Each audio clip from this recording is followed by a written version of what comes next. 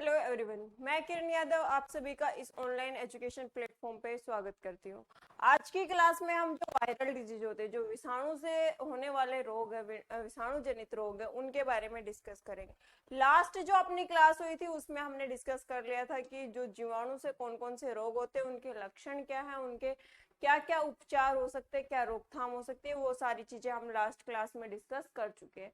आज की जो अपनी क्लास होगी इसमें हमें पढ़ना है विषाणु जनित रोग कौन कौन से हैं, क्या क्या उसके जो लक्षण है, सिम्टम्स रहेंगे, क्या उसकी रोकथाम हो सकती है, वो सारी चीजें आज की क्लास में हम डिस्कस करते हैं।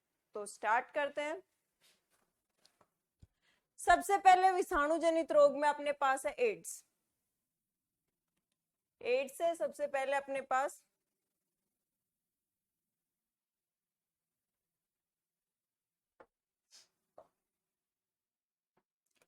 एड्स एड्स की फुल फॉर्म क्या हो जाएगी? Acquired immunodeficiency syndrome. Acquired immunodeficiency syndrome.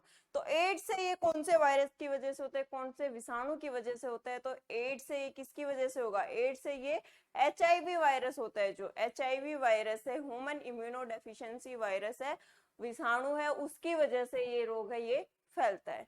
Ads ये एक संक्रमित रोग है। किसी इंसान से अगर हम मतलब तरलीय पदार्थ, शरीर का जो भी अपना द्रव्य है, वो किसी एक संक्रमित इंसान से एक स्वस्थ इंसान में फैलता है, उसके पास जाता है, चाहे तो वो लार हो अपना, चाहे वो जो अपने रक्त है, खून है, ब्लड है वो हो, या फिर अपना जो इजाकुलेटरी फ्लूइड है, जो लैंगिक प्रजनन होता है उस टाइम पे जो फ्लूइड सीक्रेशन होता है, अलग अलग जो इजाकुलेटरी फ्लूइड सीक्रेट करते हैं मेल और फीमेल में, वो चीजें हो, मतलब शरीर का कोई भी द्रव्य पदार्थ एक संक्रमित इंसान से एक स्वस्थ इंसान में स्थानांतरित किया जाता है, तो उसकी वजह से ये रोग है वो फैलेगा। ये नहीं बोल सकते कि हम किसी से हैंडशेक कर रहे हैं, किसी को हग कर रहे हैं, गले मिल रहे हैं तो उससे ये रोग फैलेगा। नहीं, उससे ये रोग नहीं फैलेगा। ये रोग क्यों फैलेगा?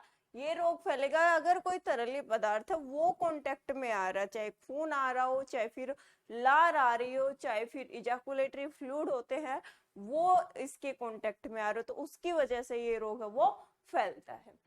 इसके लिए जो टेस्ट किया जाता है, एलिसा टेस्ट है, वो किया जाता है।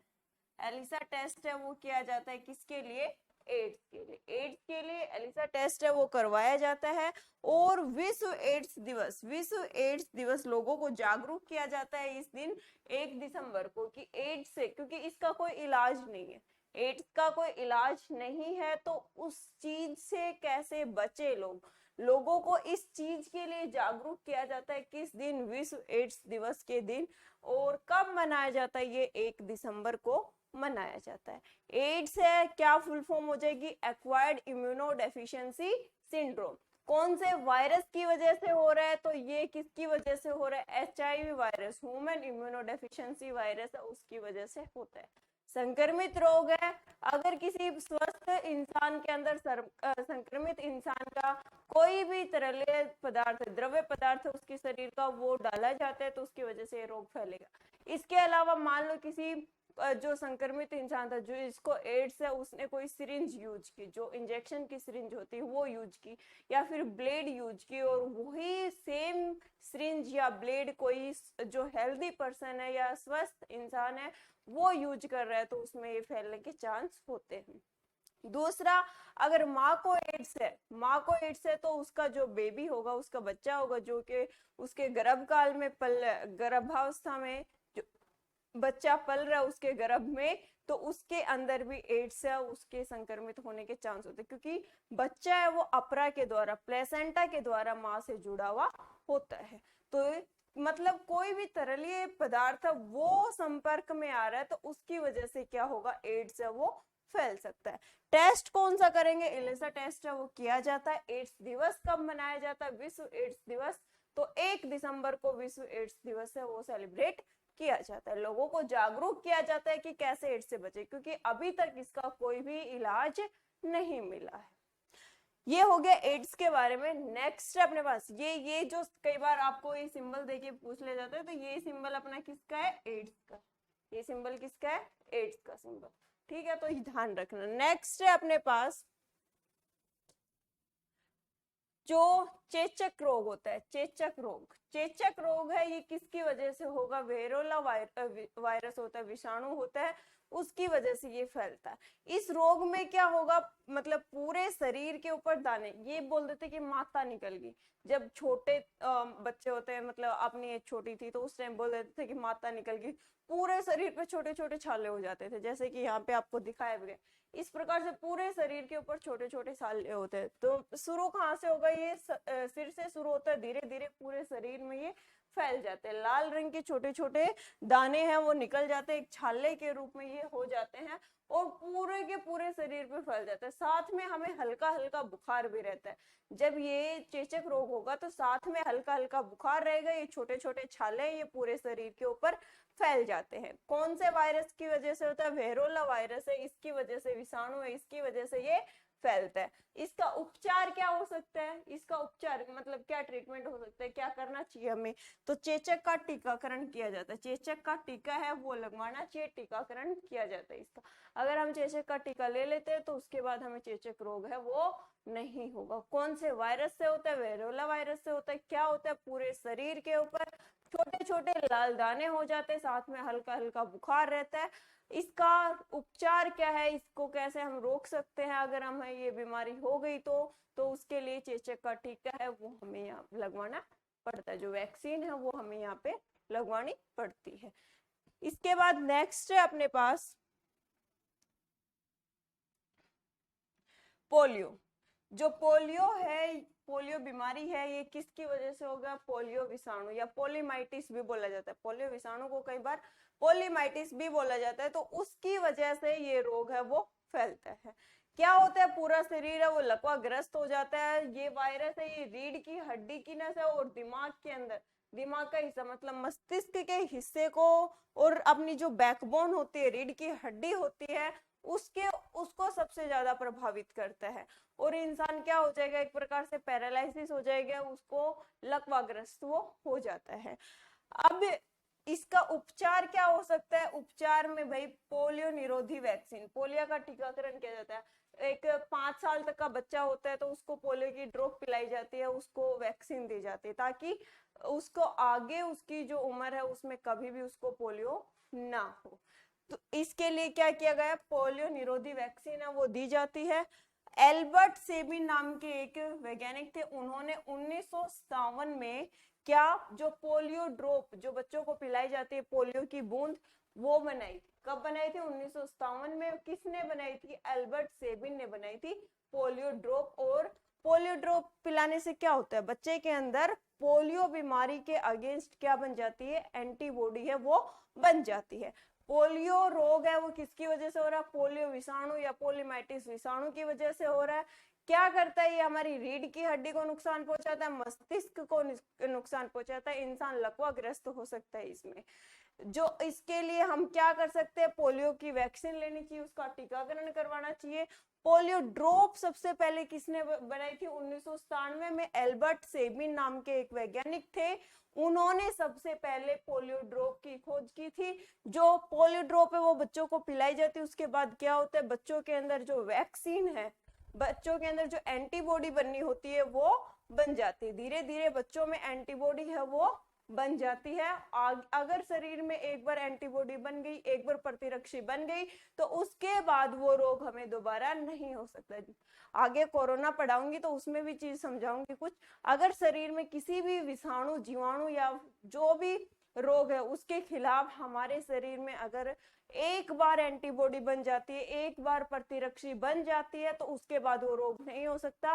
क्योंकि जैसे ही वो विषाणु, जीवाणु या कवक या प्रोटोजोआ है वो अपने शरीर में प्रवेश करेगा तो उसके खिलाफ प्रतिरक्षी है और वो उसके खिलाफ लड़ेगी और उसको मारने का काम कर देगी। उसका प्रभाव है वो शरीर के किसी भी हिस्से पर नहीं पड़ने देती है। तो पोलियो ड्रॉप भी क्या कर रही है? बच्चों के शरीर के अंदर क्या प्रतिरक्षीकरण करती है? प्रतिरक्षी का निर्माण करती है, एंटीबॉडी का निर्माण करती है।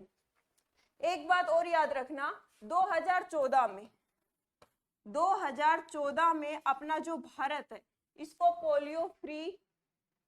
पोलियो फ्री कर दिया गया था कि 2014 में भारत है वो पोलियो फ्री हो गया था। पूरे के पूरे इंडिया के अंदर क्या हो गया था? मतलब पोलियो का टीकाकरण हो चुका था, जिसकी वजह से लोगों के अंदर पोलियो बीमारी है वो खत्म हो गई थी, एक प्रकार से पोलियो रोग है वो खत्म हो गया था। तो अगर ये पूछ लिया जाए कि कौन सी साल में भारत को पोलियो फ्री देश, पोलियो मुक्त देश डिक्लेयर किया गया था, तो 2014 में किया गया था। कौन से वायरस की वजह से हो रहा है? पोलियो वायरस की वजह से हो रहा है। रीढ़ की हड्डी और मस्तिष्क को नुकसान पहुंचाता है। पोलियो विरोधी वैक्सीन है वो यहाँ इसमें दी जाती है, पोलियो ड्रॉप पिलाई जाती है। 1997 में एल्बर्ट सेबिन ने पोलियो ड्रॉप है वो बनाई थी। पोलियो ड्रॉप है वो बच्चों में एंटीबॉडी का निर्माण करने का काम करती है। 2014 में भारत को पोलियो मुक्त देश है वो डिक्लेयर कर दिया गया। ये सारी की सारी चीजें आपको याद रखनी। एक और बात, जो 24 अक्टूबर होते हैं, 24 अक्टूबर को विश्व पोलियो दिवस है वो मनाया जाता है। 24 अक्टूबर को विश्व पोलियो दिवस है वो सेलिब्रेट किया जाता है। अगर आपसे पूछ लिया जाए कि विश्व पोलियो दिवस कब मनाया जाता है, तो विश्व पोलियो दिवस कब मनाया जाता है? 24 अक्टूबर को मनाया जाता है। ठीक है, नेक्स्ट है अपने पास, नेक्स्ट डिजीज है डेंगू। जो डेंगू रोग है ये डेंगू विषाणु या रो विषाणु की वजह से होता है। डेंगू विषाणु को ही रो विषाणु बोला जाता है, तो डेंगू विषाणु या रो विषाणु को बोला जाता है। इस रोग को, जो डेंगू बुखार है या डेंगू ज्वर है, इसको क्या बोला जाता है? हड्डी तोड़ बुखार कहा जाता है। क्या कहा जाता है? हड्डी तोड़ बुखार इस रोग को कहा जाता है। क्या होता है इस रोग के अंदर? ये क्या करेगा, मतलब इसके अंदर क्या होगा? ये जो विषाणु है ये ऐसे नहीं कि डायरेक्ट हमारे अंदर एंटर कर गया, ऐसा नहीं होता। मच्छर होते हैं, कौन से? एडिस इजिप्टिस और इडिस एल्बोपिक्टस। एल्बोपिक्टस और एडिप्टिस जो दोनों मच्छर हैं, इनके अंदर से ये हमारे अंदर एंटर करेगा। ये मच्छर हमें काट लेता है और काटने के बाद ये विषाणु है वो कहाँ एंटर कर गया, कहाँ प्रवेश कर गया? अपने शरीर के अंदर प्रवेश कर जाता है, अपने रक्त में ये मिल जाता है और वहां से फिर ये पूरे शरीर में फैल जाता है। इसका उपचार कैसे? सबसे पहले तो इसके लिए टेस्ट किए जाते हैं, 2 टेस्ट किए जाते हैं। कौन कौन से? एलिसा टेस्ट और हे एसे टेस्ट। 2 टेस्ट किए जाते हैं इसमें, एलिसा टेस्ट और हे एसे टेस्ट। ये 2 टेस्ट है वो किसके लिए किए जाते हैं? डेंगू बुखार के लिए।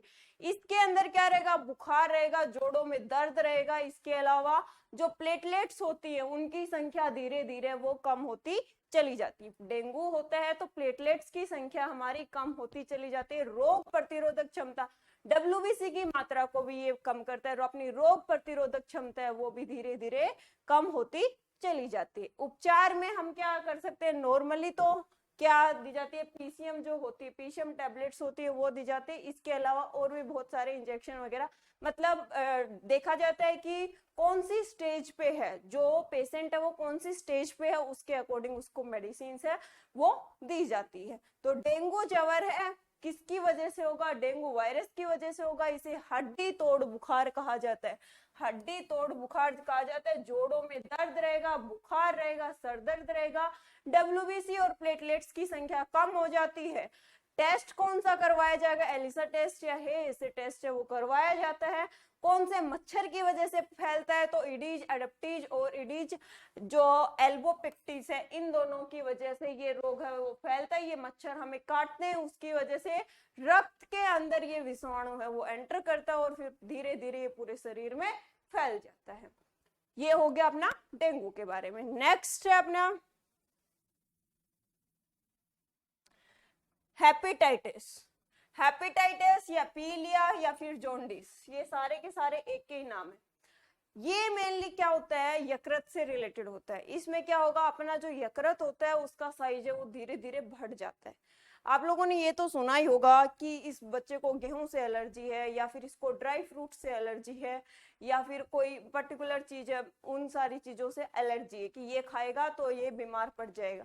तो वो इसी का रीजन है। क्या होगा? उसके अंदर लीवर का साइज है वो अपना बढ़ना शुरू हो जाता है, यकृत का आकार है वो बढ़ना शुरू हो जाता है। बहुत सारी अलग अलग स्टेजेस होती है। इसमें क्या विषाणु hepatitis A B C D E ओ ये है, ये अलग अलग स्टेजेस पे कोज करने का काम करते हैं। फर्स्ट स्टेज पे हेपेटाइटिस ए आ गया, देन बी आ गया, देन सी आ गया, तो अलग अलग स्टेजेस के ऊपर ये काम करते हैं। यकृत से रिलेटेड है, यकृत में सूजन आनी शुरू हो जाती है। क्या होता है, जो बाइल जूस का निर्माण होता है, जो पित्त रस का निर्माण होता है यकृत में, वो रक्त में जाकर ज्यादा मिलना शुरू हो, जितनी उसकी मात्रा है उससे ज्यादा मिलना शुरू हो जाता है। कहाँ पर जाकर, रक्त के अंदर जाकर। उसकी वजह से हमें क्या होगा, अपना शरीर वो थोड़ा पीला पड़ना, आंखों की जो पुतलियां होती है ये पीली पड़नी शुरू हो जाती है। तो हेपेटाइटिस ये पूछ ले कि कौन से अंग से रिलेटेड है, तो ये जो यकृत है उससे रिलेटेड होता है।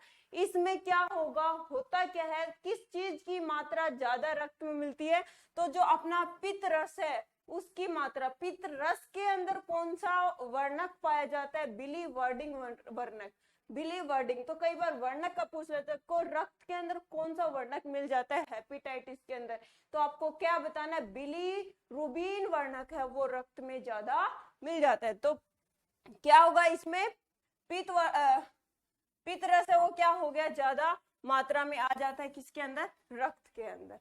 ठीक है, hepatitis A B C D E की वजह से होगा, यकृत में सूजन आएगी, यकृत से रिलेटेड रोग है ये।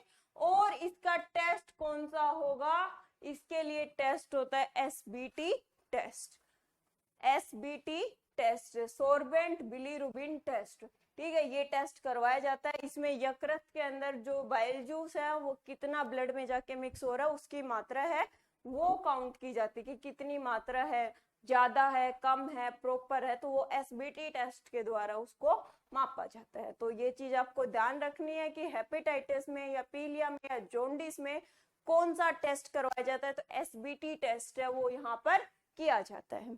इसके लिए टीकाकरण किया जाता है। उपचार में क्या, हेपेटाइटिस का टीका, हेपेटाइटिस की वैक्सीन है वो लगाई जाती है, हेपेटाइटिस वैक्सीन दी जाती है, ताकि एक बार ये रोग हो गया तो दोबारा बार बार ये रोग ना हो, उसके लिए टीकाकरण है वो इसका किया जाता है। Hepatitis A B C D E की वजह से ये होता है। क्या होगा, यकृत है उसमें सूजन आ जाएगी और हल्का हल्का बुखार भी रहता है, जिन बच्चों को ये रहता है उसके अंदर, और वोमिटिंग आना, उल्टी आना, चक्कर आना या भूख ना लगना, ये सारे भी इसके लक्षण होते हैं, क्योंकि जो यकृत का साइज है वो धीरे धीरे बढ़ जाता है। लीवर का साइज है वो क्या हो जाता है, बढ़ जाता है यहाँ पे। और इसके लिए टेस्ट एसबीटी टेस्ट और एलिसा टेस्ट करवाया जाता है, हेपेटाइटिस का टीका दिया जाता है जिसको ये रोग हो जाता है। ठीक है, नेक्स्ट पे चलते हैं। नेक्स्ट है हाइड्रोफोबिया या रेबीज। हाइड्रोफोबिया या रेबीज। हाइड्रोफोबिया, हाइड्रो का मतलब होता है पानी और फोबिया का मतलब होता है डर, पानी से डर। तो पानी से डर किसको लगता है, कौन से पेशेंट है जिनको पानी से डर लगता है, तो जिन लोगों को कुत्ते ने काट लिया हो, बिल्ली ने काट लिया हो, भेड़िए ने काट लिया हो या सियार ने काट लिया हो, इन लोगों को पानी से डर लगता है, पानी की गहराई से डर लगता है या पानी में भीगने से भी डर लगता है उन लोगों को। तो इसलिए इसको क्या बोला गया, हाइड्रोफोबिया है या रेबीज। हाइड्रोफोबिया या रेबीज बीमारी है वो किसकी वजह से होगी, रेबीज विषाणु जो होता है, रेबीज वायरस जो होता है उसकी वजह से ये रोग होगा। रेबीज वायरस है उसकी वजह से ये रोग होगा। कैसे होगा, ये संक्रमित रोग है, कैसे फैलेगा, अगर किसी पागल कुत्ते ने, भेड़िए ने, लोमड़ी ने या बिल्ली ने, बिल्ली भी आएगा यहाँ पे, बिल्ली ने काट लिया तो उसकी वजह से ये फैलता है। क्या होता है, जो उनका स्लाइवा होता है, उनका जो लार होता है, जो लार होगी उसके अंदर ये वायरस उपस्थित होता है, वो हमें काटेंगे, काटते ही वो स्लाइवा कहाँ पर, अपने रक्त में मिल जाता है, और उनके स्लाइवा में, उनके लार में क्या है, रेबीज वायरस है। ये वायरस अपने शरीर के अंदर एंटर कर जाता है। ये नुकसान किसको पहुंचाएगा, तो जो अपना तंत्रिका तंत्र होता है, जो अपना तंत्रिका तंत्र होता है उसको ये नुकसान पहुंचाने का काम करेगा, अपने नर्वस सिस्टम को ये इफेक्ट करने का काम करता है। तो रेबीज है किसकी वजह से फैल रहा है, रेबीज वायरस की वजह से। क्या होगा, पागल कुत्ते ने, बिल्ली ने, भेड़िए ने, सियार ने, लोमड़ी ने, इन्होंने काट लिया तो उसकी वजह से ये रोग फैलेगा। इसके लिए क्या कर सकते हैं, तो इसके लिए रेबीज रोधी टीका मतलब वैक्सीन दी जाती है इसकी भी। रेबीज की भी क्या की जाती है, वैक्सीन दी जाती है। इसके अलावा इंजेक्शन लगाए जाते हैं, पहले लगाए जाते थे 14 इंजेक्शन है वो दिए जाते थे। जिसको भी कुत्ते ने काट लिया, बिल्ली ने काट लिया, उसको 14 इंजेक्शन है वो दिए जाते थे। जो रेबीज रोधी टीका है, रेबीज रोधी टीका है, इस टीके की खोज किसने की थी, तो वो है लुईस पास्चर। किसने की थी, लुईस पास्चर ने। कई बार पूछ लेता है कि रेबीज रोधी टीका है उसकी खोज किसने की थी, रेबीज वैक्सीन की खोज किसने की थी, तो किसने की थी, रेबीज वैक्सीन की खोज, जो वैक्सीन है उसकी खोज किसने की थी, लुईस पास्चर ने। किसने खोज की थी, लुईस पास्चर ने। तो ये चीज ध्यान रखनी है, किसकी वजह से हो रहा है, रेबीज विषाणु की वजह से हो रहा है। पागल कुत्ते बिल्ली के काटने से होगा, उनकी लार में ये वायरस होता है और फिर हमारे शरीर में वो एंटर कर जाता है, तंत्रिका तंत्र को ये नुकसान पहुंचाएगा। लुईस पास्चर ने इसके टीका की खोज की थी। नेक्स्ट है अपने पास खसरा। खसरा जो रोग है ये पूरे के पूरे शरीर पे फैल जाता है। जैसे हमने चेचक पढ़ा था ना, कि मतलब उसी से कुछ रिलेटेड है। चेचक में क्या हो रहा था, पूरे के पूरे शरीर के ऊपर छोटे छोटे छल्ले हो रहे थे। इसमें भी कुछ इसी प्रकार के छोटे छोटे दाने हो जाते हैं, पूरे के पूरे शरीर के ऊपर छोटे छोटे दाने हो जाते हैं। पूरे शरीर को प्रभावित करेगा, बुखार रहेगा, इसके अंदर बुखार रहेगा, उल्टी आएंगी, वोमिटिंग आएंगी और कुछ भी खाने का मन नहीं करता है, मतलब भूख ही नहीं लगती है, हमें भूख ही नहीं लगेगी, कुछ भी खाने का मन नहीं करेगा। कौन से वायरस की वजह से फैलेगा, तो ये मोरवेली विषाणु है, उसकी वजह से खसरा रोग है ये फैलता है। जो मीसल्स है, खसरा रोग है, ये किसकी वजह से फैलता है, मोरवेली विषाणु की वजह से। पूरे संपूर्ण शरीर को ये क्या करेगा, प्रभावित करेगा। ये लाल दाने पूरे शरीर पर हो जाते हैं। हमारे सारे के सारे सिस्टम है, अपनी रोग प्रतिरोधक क्षमता है, इसके अलावा अपना श्वसन तंत्र, हर एक सिस्टम को ये नुकसान पहुंचाता है, हर एक सिस्टम को ये प्रभावित करेगा। इसका उपचार क्या है, खसरा का टीकाकरण किया जाता है। खसरा की भी क्या दी जाती है, वैक्सीन दी जाती है, इसका भी टीकाकरण किया जाता है। इसके बाद नेक्स्ट है गलसुआ। गलसुआ है ये जो रोग है, गलसुआ ये क्या होगा, अपनी जो लार ग्रंथियां होती है, जो लार ग्रंथियां होती है, इनमें स्वेलिंग आनी शुरू हो जाती है, ये सूजनी शुरू हो जाती है। किसकी वजह से होती है, तो ये मम्पस विषाणु होता है। किसकी वजह से, मम्पस विषाणु होता है, उसकी वजह से ये रोग हमें होता है। मम्पस विषाणु किसको प्रभावित करता है, अपनी लार ग्रंथियों को प्रभावित है करेगा। लार ग्रंथियां उनको प्रभावित करेगा, वो हिस्सा पूरा का पूरा हमारा सूज जाता है, उसमें सूजन आ जाते हैं पूरे के पूरे हिस्से में। चाहे इस साइड के लार ग्रंथि को प्रभावित करो, चाहे इस साइड की, पूरे के पूरे लार ग्रंथि में क्या हो जाएगा, सूजन आनी शुरू हो जाती है। उपचार क्या कर सकते हैं, तो उपचार में टेरामाइसिन के इंजेक्शन है वो दिए जाते हैं। टेरामाइसिन के इंजेक्शन है वो जिसको भी गलसुआ रोग हो गया, मम्पस रोग हो गया, उसको टेरामाइसिन के इंजेक्शन है वो दिए जाते हैं। तो ये हो गया कौन से विषाणु की वजह से होगा, मम्पस विषाणु की वजह से होगा। किसको प्रभावित करता है, लार ग्रंथि को प्रभावित करता है, और टेरामाइसिन के इंजेक्शन है वो इसके अंदर दिए जाते हैं। ये अपने सारे के सारे विषाणु जनित। इसके अलावा अपना लास्ट है कोरोना वायरस।